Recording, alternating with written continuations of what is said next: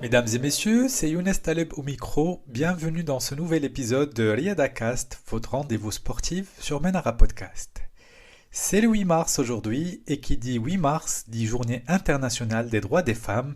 Et à cette occasion, on s'est intéressé à la course solidaire Run for Her organisée par l'ONG Tibu Africa dimanche dernier à Casablanca.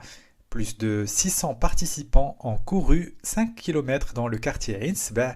Objectif, promouvoir l'autonomisation des filles et femmes à travers le sport.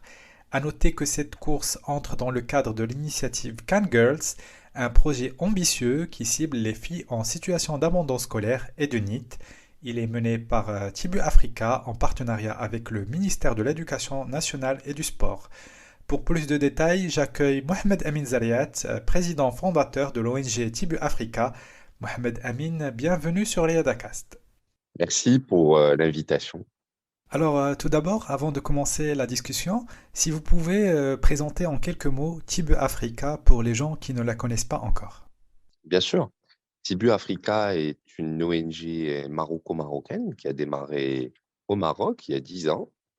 Et aujourd'hui, Tibu est la principale organisation au Maroc et en Afrique sur l'éducation et l'insertion et l'inclusion des jeunes et des femmes à travers le sport.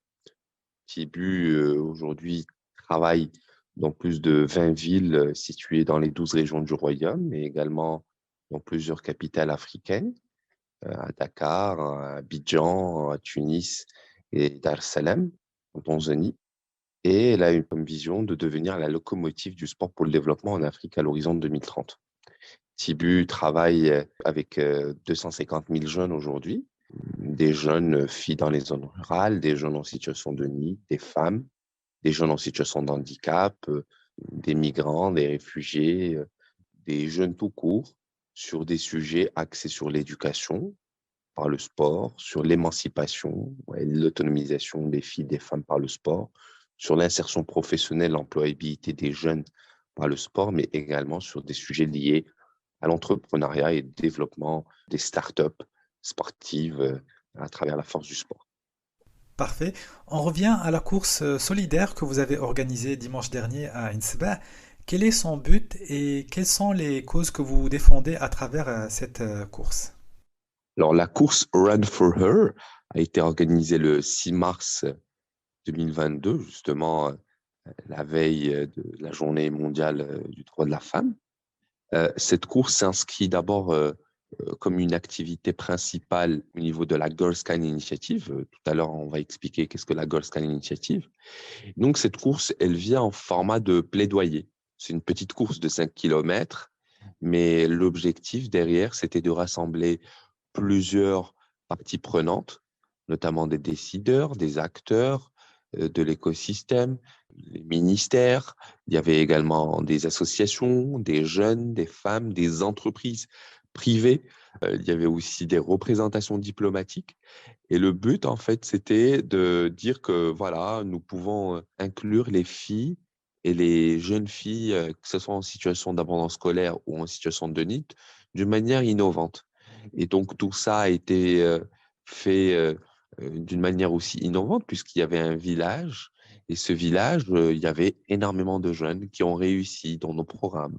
Et c'était l'occasion de les exposer aux différents invités, aux différents acteurs, aux différents décideurs, mais aussi de montrer l'exemple à d'autres jeunes qui sont en échec scolaire ou qui n'arrivent pas encore à trouver la bonne voie pour réussir dans leur vie de chaque jour. Et donc, c'était important pour nous d'organiser cette course. Et je remercie l'ensemble des participants qui sont venus de loin, les étrangers également, parce qu'il y avait aussi des délégations étrangères qui ont participé à cette course Run for Her. Je remercie aussi les acteurs comme Nabil Ioch et Samir Akariou qui sont venus, qui ont passé aussi des moments avec les jeunes. Donc, c'était important de démarrer avec cette course. Et le message était très clair pour l'ensemble des acteurs et pour l'ensemble des participants. Alors, la course Run for Her est la première étape de l'initiative Girls Can. Pouvez-vous nous parler de ce programme et de nous expliquer de quoi il s'agit exactement? Girls Can Initiative est un programme développé par Tibu en partenariat avec le ministère de l'Éducation nationale, du préscolaire et des sports. Ce programme va durer 5 mois, entre le 6 mars et le 30 juillet 2022. Il vise d'abord des jeunes filles en situation d'abandon scolaire et des jeunes filles en situation de NEET. Nous nous sommes inspirés de la CAN féminine de football qui aura lieu au Maroc en juillet, entre le 2 et le 23 juillet. Cette CAN féminine va accueillir 12 nations africaines et nous avons choisi 12 quartiers à Casablanca en première édition. Après, l'objectif, c'est de dupliquer cette Girls CAN sur d'autres villes, d'autres régions et d'autres pays continent africain. Le but également, c'est d'associer chaque quartier à une nation africaine qui participe à la CAN et nous allons choisir 20 filles par quartier. 20 filles par quartier, ça fera un total de 240 filles. Les filles qui seront choisies, on a celles qui sont adultes, âgées entre 20 et 25 ans, qui seront les coachs, et d'autres qui sont mineures, âgées entre 14 et 17 ans, qui seront les joueuses. Ce qu'on fera, c'est qu'à partir du 6 avril 2022, à l'occasion de la Journée mondiale du sport pour le développement et la paix, pendant 45 jours démarrant du 6 avril, les filles majeures vont suivre un bootcamp de 45 jours axé sur le développement des compétences techniques, comportementales et entrepreneuriales, avec un focus sur le coaching sportif en football et l'animation des terrains de proximité. Ensuite, ces filles adultes, quand elles vont développer ces compétences, vont revenir chez elles dans leur quartier, vont retrouver les 17 filles mineures, donc au total 204 filles mineures, et chaque 3 filles adultes va coacher 17 filles mineures. Ensuite, après un mois de day-to-day activities, elles vont faire travailler les filles, comment taper le ballon, quelles sont les valeurs du sport, etc. On lancera après le tournoi interquartier. Et le tournoi interquartier, il va mobiliser les 12 quartiers. Ça veut dire que Ainsberg, Zambie contre Nigeria, Sidi Moumen, l'Ancre, Tunisie contre Mdina Al-Qadima, Zimbabwe, etc. Donc, toutes les équipes vont jouer jusqu'à ce qu'on ait une équipe finaliste. Ça, c'est un peu les activités qui vont avoir lieu. Mais ce n'est pas l'objectif d'avoir qu'une équipe gagnante. L'objectif, en fait, c'est que les filles adultes arrivent à développer des compétences et qu'arrivent aussi demain à gérer des terrains de proximité qui vont être dans leur quartier. Et l'objectif, c'est de passer de 0 terrain géré par des femmes à minimum 12 terrains gérés par des femmes. Le deuxième objectif, c'est aussi permettre aux jeunes filles mineures d'être réinsérées à l'école à travers les écoles de la deuxième chance, aujourd'hui qui sont développées par l'AREF, l'Académie régionale de l'éducation et de la formation Casastat. L'objectif, c'est de récupérer ces filles et les réconcilier avec l'école et qu'on arrive à atteindre un objectif de 70% de réinsertion à l'école. Et le troisième objectif de cette Girls CAN, c'est de l'inscrire comme une best practice auprès des instances mondiales comme la FIFA et la CAF. Et donc, avec l'appui de Monsieur le ministre, l'objectif, c'est d'aller vers justement ces instances et inscrire cette initiative comme une pratique innovante et qu'elle peut être dupliquée pour les prochaines Coupes africaines des femmes. D'accord. Est-ce qu'il y a d'autres actions que vous comptez organiser dans le cadre de ce programme? Mis à part ça, il y aura énormément d'initiatives qui vont accompagner la Girls Kind durant ces 5 mois. C'est qu'on va lancer énormément de campagnes comme Riyad Ali Kouliya dans les quartiers populaires pour amener les femmes, les filles à pratiquer le sport.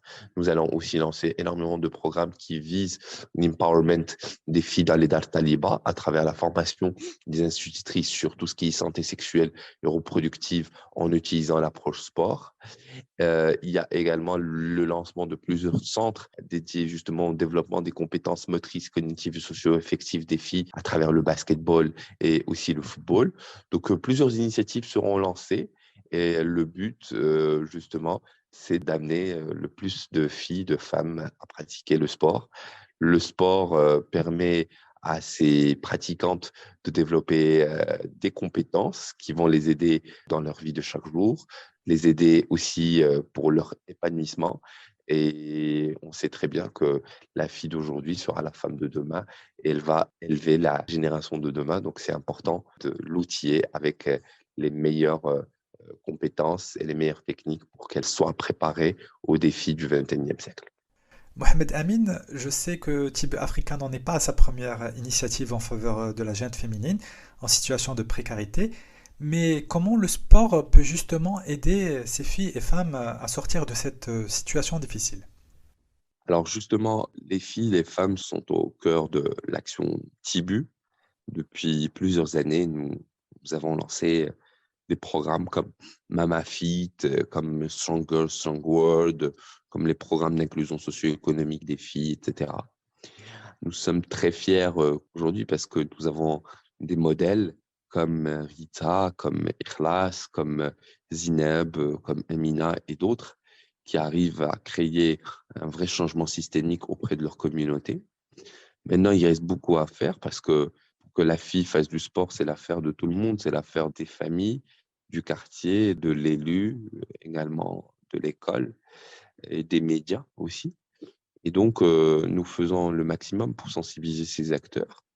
D'abord, les parents, parce que c'est important que les parents comprennent un peu que le sport, c'est pas simplement taper un ballon ou marquer un but, mais aussi c'est des compétences et des valeurs à développer. L'école aussi, à travers ce qu'on fait dans les écoles primaires, avec les instituteurs, avec les directeurs d'école et avec notre partenaire, le ministère de l'Éducation nationale, avec les élus aussi. Par exemple, aujourd'hui, ce 8 mars, nous organisons avec la commune Sidi Bliout, en présence de la présidente, une grande journée pour lancer des activités axées sur l'empowerment des femmes pour les mamans dans les quartiers de Medina al-Khatima, à Casablanca.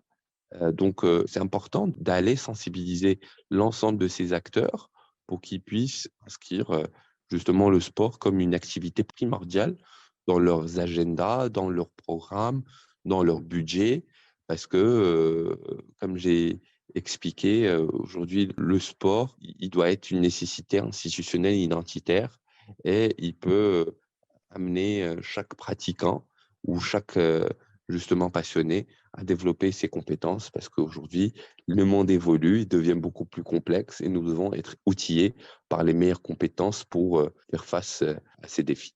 Mohamed Amin Zariat, merci d'avoir été parmi nous. Merci beaucoup, Riyad Akast. Merci à vous d'avoir accepté notre invitation. C'est la fin de notre podcast. Rendez-vous prochainement pour un nouvel épisode. Sur ce, portez-vous bien.